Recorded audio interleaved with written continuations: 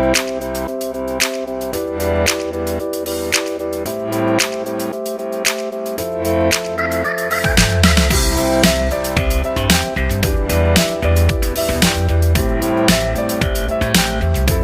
Everyone, welcome to our study.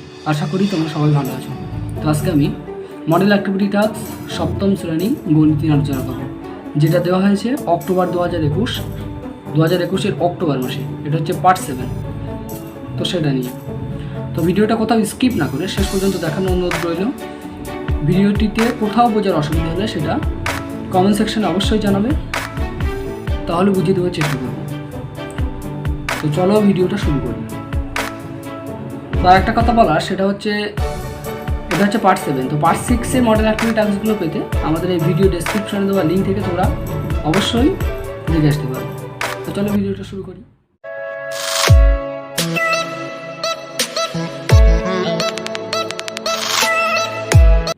এখানে দেখো একের দাগে কি বহুমুখী উত্তরধর্মী প্রশ্ন। 1 নম্বরে কি বলা হয়েছে, 4PQ এর দুটি সংখ্যামালার বর্গের অন্তররূপে প্রকাশ হলো। মানে কী করতে হবে, এটাকে এমনভাবে ভাঙতে হবে যেন দুটি সংখ্যামালার বর্গ থাকে। মানে যে সংখ্যামালাগুলো থাকবে দুটি, তার বর্গ থাকবে এবং তার অন্তর্ফল থাকবে। যে বর্গ সংখ্যামালা দুটো থাকবে তার অন্তর্ফল মানে তার বিয়োগফল থাকবে। এখানে দেখো যে কটা অপশন আছে প্রত্যেকটা দেখো বর্গ আছে এবং তার অন্তর্ফল আছে। এটা একটা বর্গ, এটা একটা বর্গ, দুটো বর্গ হয়ে যাচ্ছে, এটার একটা অন্তর্ফল আছে। তো এরকম যে অপশানটা মিলবে সেটা লিখতে হবে। এখানে দেখো কী করলাম, 4PQ ইজিক্যালটা আমরা কী লিখতে পারি, P plus q the whole square minus P minus q তার হোল স্কোয়ার। এটা কোন সূত্র থেকে পেয়েছি আমরা, 4AB equal to A plus B whole square minus A minus B whole square. শুধুমাত্র A এর জায়গায় P এবং B এর জায়গায় কিউ বসানো হয়েছে, জাস্ট এই সূত্রটাই দেওয়া হয়েছে। তো তাহলে এখানে কী হচ্ছে, 4PQটাকে ভাঙলে কী হচ্ছে, P প্লাস কিউ তার whole square minus P minus q তার হোল স্কোয়ার। এখানে দেখো দুটো বর্গ পাওয়া গেছে, একটা বর্গ আর একটা বর্গ, আর এবং বর্গ দুটো অন্তর্ফলও পাওয়া গেছে এবং এটার সঙ্গে এটা মিলে যায়, ভাঙলে এটার সঙ্গে এটা মিলে যায়। তো অপশানটা কী হবে, তাহলে ডি এর দাগ হবে P plus q whole square minus P minus q whole square. তারপর দেখো 2 এর দাগে কী বলা হয়েছে, 2 এর দাগে কী বলা হয়েছে, দেখো গতিবেগ নির্ণয়ের সঠিক সম্পর্কটি হলো যেখানে প্রয়োজনীয় সময়কে টি দ্বারা ডিনোট করা হয়েছে, টি দ্বারা ধরে নেওয়া হয়েছে এবং অতিক্রান্ত দূরত্বটাকে ডি দ্বারা ডিনোট করা হয়েছে ও গতিবেগটাকে ভি দ্বারা ডিনোট করা হয়। তো এখানে দেখো কোন অপশানটার সঙ্গে মিলছে। এখানে দেখো আমরা কি জানি, গতিবেগ সমান সমান অতিক্রান্ত দূরত্ব বাই সময়। এখানে কি কি বলা হয়েছে, গতিবেগটাকে ভি দ্বারা ডিনোট করা হয়েছে, অতিক্রান্ত দূরত্বটাকে ডি দ্বারা ডিনোট করা হয়েছে, সময়টাকে টি দ্বারা ডিনোট করা হয়েছে। তো এখানে দেখো তাহলে কোনটার সঙ্গে মিলছে, ভি এর নিচে কিছু নেই মানে 1 আছে, তাহলে এবার এটাকে কোনাকুনি গুণ করো, তাহলে ভি এর সঙ্গে টি গুণ করতে হবে এবং 1 সঙ্গে ডি গুণ করতে হবে। তো ভি এর সঙ্গে টি গুণ করলে ভি গুণ টি, আর এই সাইডে ডি এর সঙ্গে 1 গুণ করলে হচ্ছে ডি। কোন অপশানটার সঙ্গে মিলছে, এটা সি এর অপশান, ভি গুণ টি ইজ ইকুয়াল টু ডি। 3 এর দাগে দেখো কী বলা হয়েছে, এখানে দেখো দুটো সরলরেখা আছে এবং সেই সরলরেখাকে একটি ছেদক দ্বারা ছেদ করেছে। ছেদক একটি ওই সরলরেখা দুটিকে ছেদ করেছে, এই সরলরেখা এই সরলরেখা। এখানে দুটো কোণ ইন্ডিকেট করা হয়েছে, কোণ দুটি কীরকম কোণ। এখানে বলা হয়েছে কোণ 1 এবং কোণ 2 পরস্পর কী কোণ, বিপরীত কোণ, একান্তর কোণ, সন্নিহিত কোণ, অনুরূপ কোণ। তাহলে এখানে দেখো কী হবে, এখানে দেখো যে সরলরেখা দুটিকে ছেদ করেছে যে ছেদক, আমরা জানি যে ছেদকের একই পাশে অবস্থান করলে সেই কোণ দুটিকে বলা হয় অনুরূপ কোণ। তাহলে অ্যান্সারটা কী হবে, ডি এর দাগ অনুরূপ কোণ হবে। 1 নম্বর এবং 2 নম্বর দেখো ছেদকের একই পাশে অবস্থান করছে। তারপর দেখো 4 দাগে কী বলা হয়েছে, এখানে দেখো একটা আয়তক্ষেত্রাকার জমি দেওয়া হয়েছে, যে আয়তক্ষেত্রাকার জমির দৈর্ঘ্য বরাবর, মানে এই দৈর্ঘ্যটা বলা হয়েছে 10 মিটার, প্রস্থতা বলা হয়েছে 8 মিটার এবং এই দৈর্ঘ্য বরাবর ও প্রস্থ বরাবর দেখো রাস্তা আছে মাঝখান দিয়ে। তো এখানে দেখো কী বলা হয়েছে, দৈর্ঘ্যের সমান্তরাল রাস্তা চওড়া 2 মিটার এবং প্রস্থের সমান্তরাল রাস্তা চওড়া 3 মিটার। দৈর্ঘ্যের সমান্তরাল রাস্তার ক্ষেত্রফল কত হবে। এখানে দেখো এই যে জমিটা আছে সেই জমিটা দেখো দৈর্ঘ্যের সমান্তরাল রাস্তা কোনটা, এইটা হচ্ছে দৈর্ঘ্যের সমান্তরাল রাস্তা এবং শুধুমাত্র এই প্রশ্নের যেটা উত্তর চেয়েছে সেটা হচ্ছে এই দৈর্ঘ্যের সমান্তরালের যে রাস্তাটা আছে সেই রাস্তার ক্ষেত্রফলটা চেয়েছে। তাহলে এই রাস্তাটা যেহেতু দৈর্ঘ্যের সমান্তরাল, তাহলে দৈর্ঘ্য যতটা হবে এই রাস্তাটাকে এই পর্যন্ত, এখান থেকে এই পর্যন্ত দৈর্ঘ্যটা, তার মানে রাস্তাটার দৈর্ঘ্য 10 মিটার হবে। দৈর্ঘ্য যে জমিটার দৈর্ঘ্য যত, রাস্তাটার দৈর্ঘ্য ততটা হবে, কারণ এটা দৈর্ঘ্য সমান্তরালে আছে। তাহলে রাস্তার দৈর্ঘ্য মানে রাস্তাটির দৈর্ঘ্য এবং এই জমিটার দৈর্ঘ্য একই হবে। তো এখানে আমরা যদি এই রাস্তাটা কেটে নিই, যেহেতু রাস্তাটার ক্ষেত্রফল বার করতে বলেছি, আয়তক্ষেত্রাকার রাস্তাটা যদি আমরা কেটে নিই, এখানে কেটে নিয়েছি, তাহলে দৈর্ঘ্যটা কী হবে 10 মিটার এবং প্রস্থটা কি, প্রস্থ মানে হচ্ছে চওড়ার ক্ষেত্রে, তাহলে রাস্তাটি চওড়া বলে হচ্ছে 2 মিটার। তাহলে এই যে 8টা মানে এই যে রাস্তাটা নিচ্ছি আমরা, সেই রাস্তাটার 8টা কী হবে, তাহলে 2 মিটার হবে। তাহলে এখানে 10 মিটার হচ্ছে রাস্তাটির দৈর্ঘ্য এবং প্রস্থ হচ্ছে 2 মিটার। রাস্তার ক্ষেত্রফল দেখতে পাচ্ছ এখানে একটা আয়তক্ষেত্রাকার রাস্তাটি হচ্ছে আয়তক্ষেত্রাকার, তাহলে ক্ষেত্রফল কী হয়, দৈর্ঘ্য গুণ প্রস্থ হয়। আয়তক্ষেত্রের ক্ষেত্রফল, তাহলে 10 গুণ 2 হবে, 10 গুণ 2 মানে 20 বর্গমিটার। তাহলে এখানে অ্যান্সারটা কী হবে দেখো, ডি এর দাগ 20 বর্গমিটার। তারপরে দেখো এখানে পরের কোশ্চেনে আসি। পরের কোশ্চেন দেখো কী বলা হয়েছে, সত্য মিথ্যা লিখতে হবে 2 এর দাগে। পিক্টোগ্রাফ অঙ্কনের জন্য দ্বিস্তম্ভ লেখ ব্যবহার করা হয়, এটা কি সত্যি, সত্যি কি না? দেখো এখানে উক্তিটি মিথ্যা। তার কারণ কি, আমরা দ্বিস্তম্ভ লেখ যেটা ব্যবহার করি কিসের জন্য ব্যবহার করি, আমরা এটির মাধ্যমে দুটি তথ্যকে পাশাপাশি রেখে তাদের মধ্যে তুলনা করি, কিন্তু পিক্টোগ্রাফ অঙ্কন করার জন্য তো এটা আমরা ইউজ করি না, তো উক্তিটি মিথ্যা হবে।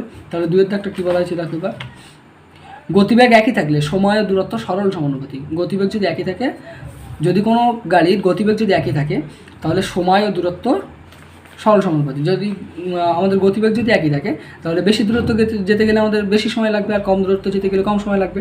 তাহলে এটাও বাড়লে এটাও বাড়ছে, এটাও কমলে এটাও কমছে, তাহলে এদের মধ্যে সরল সম্পর্ক। তাহলে এটা এখানে ঠিকই বলেছে, উক্তিটি সত্য হবে।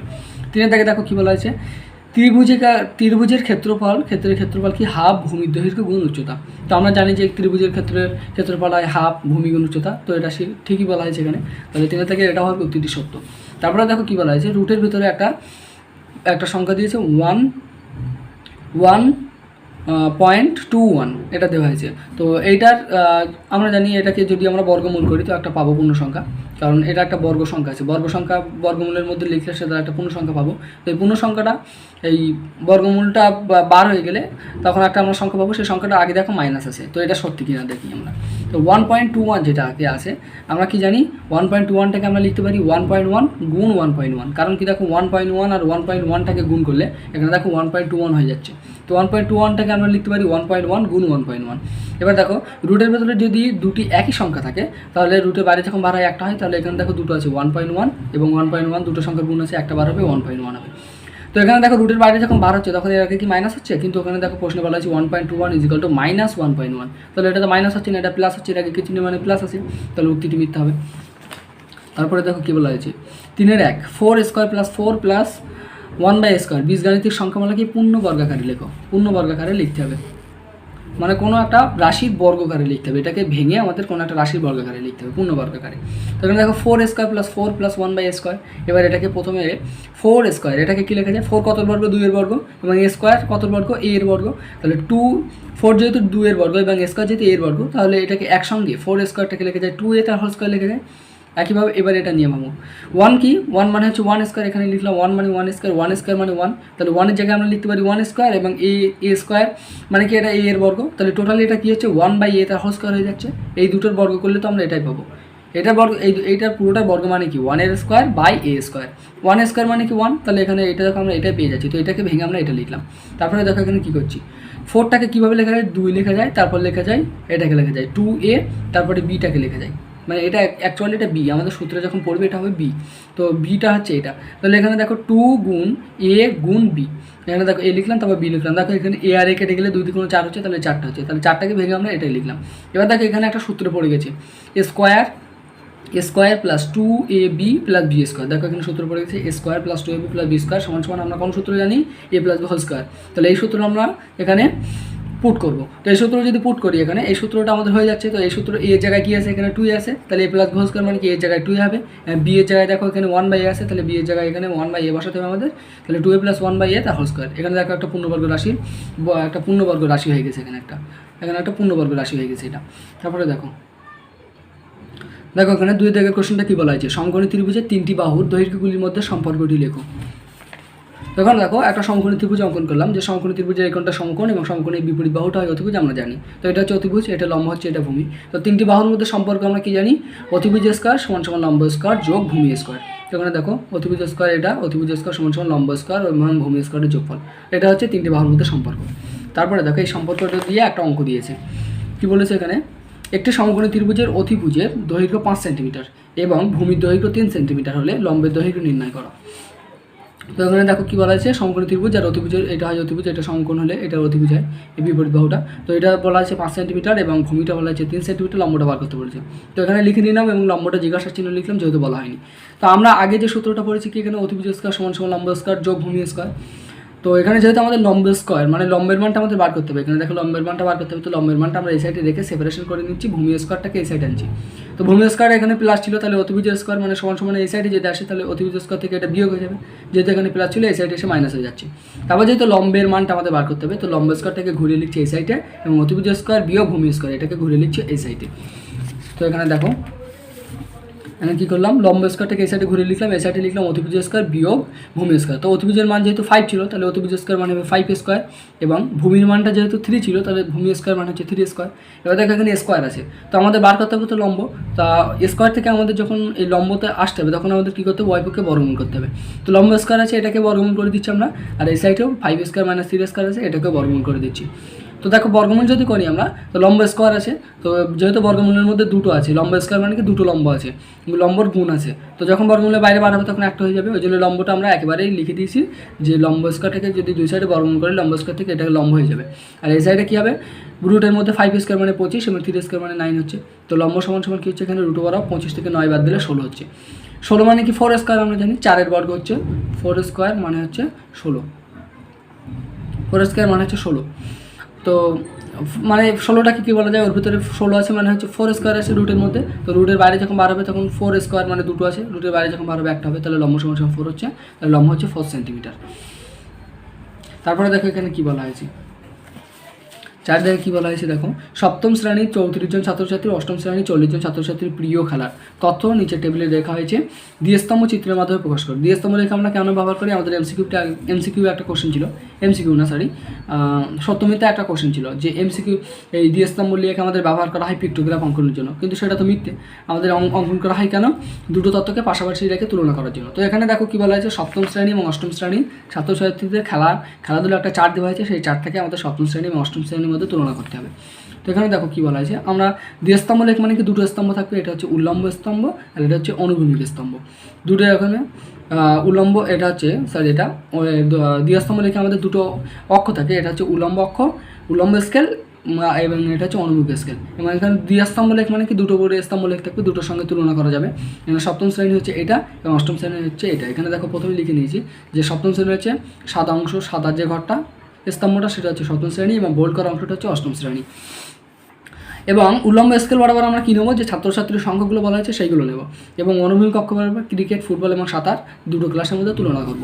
তো এখানে দেখো ছাত্রছাত্রীর সংখ্যা, যেহেতু এখানে কম ছাত্রছাত্রীর সংখ্যা বলেছে এবং টোটাল আমাদের হায়েস্ট আমাদের লাগবে 16 জন ছাত্রছাত্রীর পরিসংখ্যা মানে তুলনা করতে হবে, তো আমরা এখানে 20 পর্যন্ত নিয়ে নিয়েছি। এখানে দেখো আমাদের কী করতে হতো, যদি বেশি জন ছাত্রছাত্রী বলতো তাহলে একটা ঘর সমান সমান বেশি ছাত্রছাত্রী ধরতে হতো, কারণ এখানে তো খুব বড় করা সম্ভব নয়, তাই এক ঘর সমান সমান বেশি ছাত্রছাত্রী, মনে করো এক ঘর সমান সমান 5 জন ছাত্রছাত্রী ধরতে হতো, অথবা এক ঘর সমান সমান 10 জন ছাত্রছাত্রী ধরতে হতো। এখানে যেহেতু কম ছাত্রছাত্রী দিয়েছে তাই আমাদের এক ঘর সমান সমান একজন ছাত্রছাত্রী ধরেছি। তো এখানে দেখো প্রথমে কী বলা আছে, ক্রিকেট সপ্তম শ্রেণীতে 12 জন খেলার আগ্রহ আছে মানে প্রিয় খেলা, এবং অষ্টম শ্রেণীতে 14 জন। তো এখানে দেখো 12 সঙ্গে সমান করে নিয়েছি সপ্তম শ্রেণী এটা, এবং অষ্টম শ্রেণী এখানে 14 সঙ্গে সমান করে নিয়েছি দুটো স্তম্ভের মধ্যে তুলনা করার জন্য। এই দ্বিস্তম্ভ লেখটা আমরা তৈরি করলাম। একইভাবে ফুটবলে কী বলা হয়েছে, 14 জন এবং 16 জন, দেখতে পাচ্ছি 14 জন এবং 16 জন। তো এখানে দেখো 14 জনটা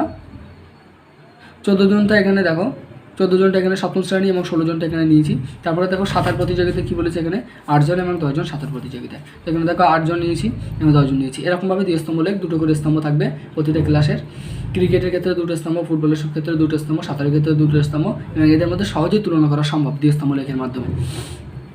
তো এটাকে আমরা পুরোপুরি কমপ্লিট করলাম। তো এখানে তোমরা যখন করবে তখন অঙ্কটা যখন করবে তখন এটাকে প্রথমে পাতি নেবে, আমি যেহেতু এখানে পাতি নিই, এখানে প্রথমে যে ছকটা দেওয়া হয়েছে সেই ছকটা আগে প্রথমে পাতি নেবে। তারপরে দেখো কী বলা হয়েছে, 5 দাগে বলা হয়েছে যে পিকিউআর একটা সমকোণী ত্রিভুজ অঙ্কন করতে হবে, কোণ পিকিউআর সমান সমান 90 ডিগ্রি, পিকিউ সমান সমান 6 সেন্টিমিটার এবং কিউআর সমান সমান 4 সেন্টিমিটার। এবং অরে দিয়েছে আর একটা কোশ্চেন, 100 মিটার লম্বা একটি ট্রেন ঘন্টায় 60 কিলোমিটার বেগে একটি গাছকে অতিক্রম করতে কত সময় নেবে।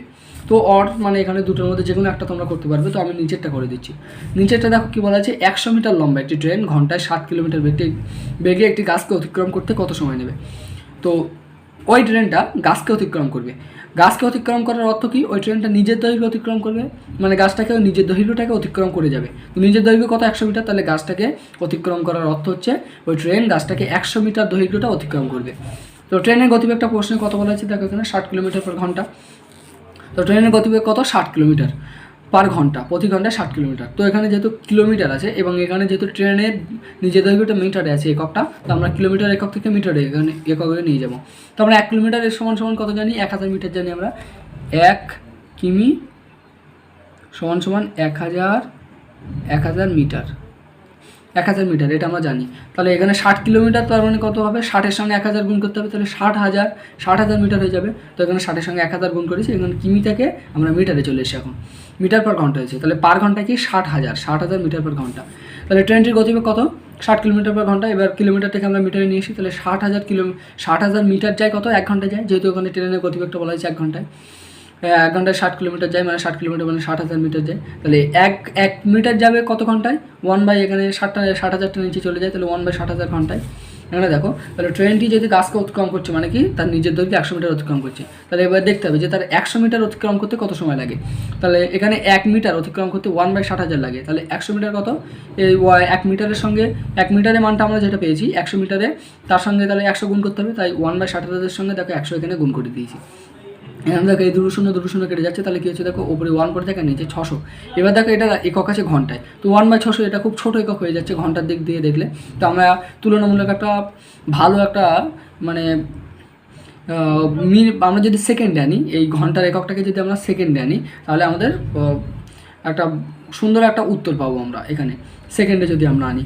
তো এখানে দেখো 1, এটা ঘন্টা, এখানে ঘন্টা আছে, তো ঘন্টা থেকে আমরা সেকেন্ডে আনবো। তাহলে সেকেন্ড মানে কি? 1 ঘন্টা সমান সমান আমরা কি জানি? 1 ঘন্টা সমান সমান 3600 সেকেন্ড।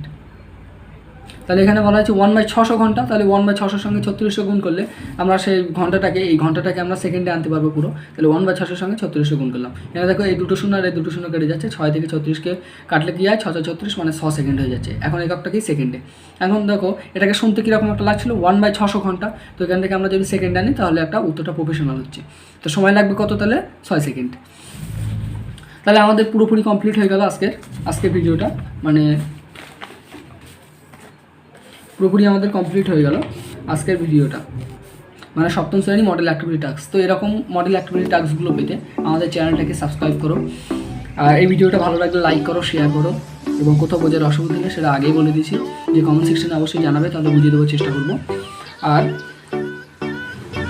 যারা অলরেডি আমাদের চ্যানেলকে সাবস্ক্রাইব করে দিয়েছি তাদেরকে অসংখ্য ধন্যবাদ। Thank you.